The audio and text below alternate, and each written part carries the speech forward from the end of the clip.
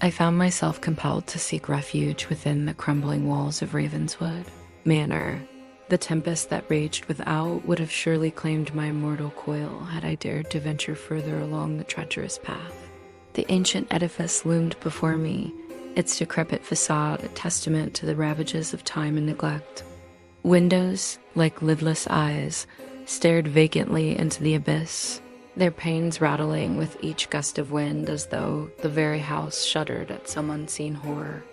A figure emerged from the shadows, lantern held aloft in a gnarled hand. The caretaker, a wizened crone whose visage bore the weight of countless untold secrets, beckoned me forth with a crooked finger. "You'll stay the night, then," she croaked, her voice a rasp of dry leaves. But heed my warning, stranger.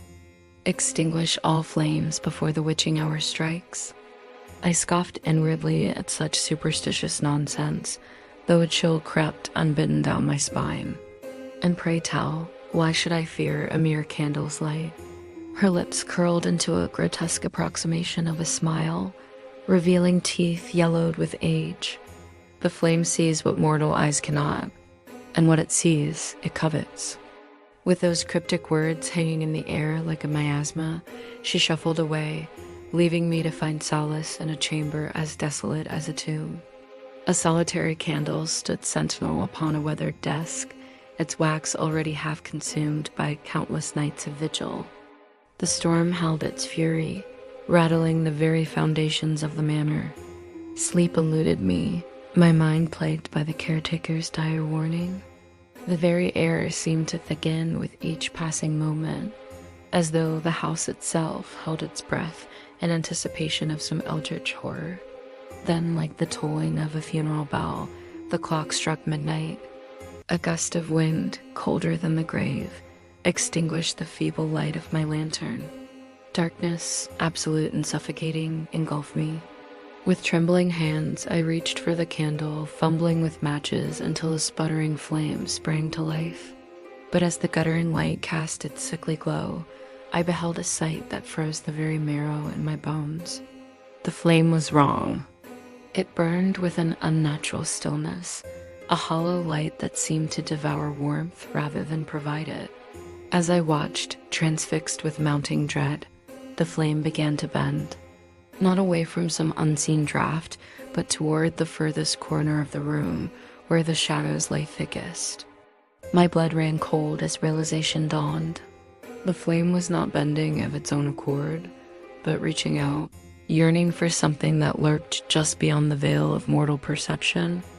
From the impenetrable gloom, a figure coalesced. Tall and gaunt, its limbs stretched to impossible lengths. Its face a featureless void save for two abyssal pits where eyes should have been. It stood motionless, drinking in the candle's light as a man dying of thirst might savor his last drop of water. Then, with a sound like the scraping of bone against stone, it spoke, "More." The candle's flames surged, not with light, but with an insatiable hunger. The wax bubbled and hissed, the fire stretching toward me like the grasping fingers of a corpse. The entity in the corner took a single impossible step forward, its form flickering and distorting in the unnatural illumination. In that moment, I understood the terrible truth of the caretaker's warning. The flame was not mine to command. It belonged to them, the nameless, formless things that dwell in the spaces between reality. With a cry of terror, I dashed the candle to the floor, stamping out the infernal fire with desperate fervor. But in the sudden, all-consuming darkness, I felt it. Cold fingers brushed against my neck. A breath like the exhalation of an open grave caressed my cheek. "You should not have looked," the darkness whispered, its voice a cacophony of countless lost souls. And then silence. When dawn's pale fingers finally pried away the night shroud, the caretaker found the room empty. The bed remained untouched, its sheets as pristine as freshly fallen snow. The desk bore no signs of struggle or disturbance. Only the candle remained, perched upon its stand with mocking perfection, its wax smooth and unblemished. But the wick, oh, the wick. It burned still, a tiny flame that danced with unnatural vitality. For in Ravenswood Manor, the flame is never just a flame. It is a beacon, a portal, a hungry maw that devours the unwary. And in the depths of night, when the veil between worlds grows thin, it calls to those who dwell in shadow. Heed well this tale, dear reader, and remember, when darkness falls, let not a single flame flicker in defiance of the night. For what the flame illuminates may be far more terrifying than the blackest void. And should you find yourself within the decaying halls of Ravenswood Manor, pray that the candles remain unlit. For once ignited, their hunger knows no bounds, and the price of illumination is far steeper than mere wax and wick. The flame sees, the flame hungers, and in the end, the flame consumes all. As I pen these words, my hand trembles not from the chill of the night air, but from the weight of the knowledge I now bear. For I have glimpsed what lies beyond the veil of mortal perception, and I know that the darkness is not empty. It teems with unspeakable horrors, waiting for the unwary to invite them in with the simple act of striking a match. I warn you now, as I was warned too late, beware the candle's hollow flame. For in its sickly light you may see things not meant for mortal eyes, and once seen, they cannot be unseen. They will haunt your waking hours and plague your dreams, until at last you long for the sweet oblivion of eternal darkness.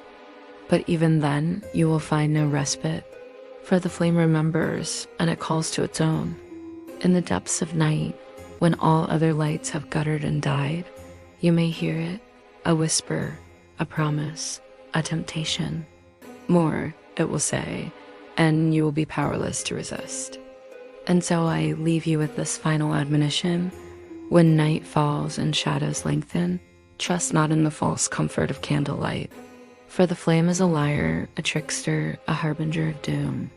It promises warmth and illumination, but delivers only cold terror and the revelation of truths best left hidden.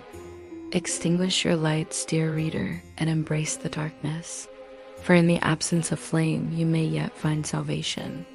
But should you choose to ignite that fateful wick, know that you invite not just light, but the attention of those who dwell in the spaces between. And they are always watching, always waiting, always hungry, for the flame is never just a flame.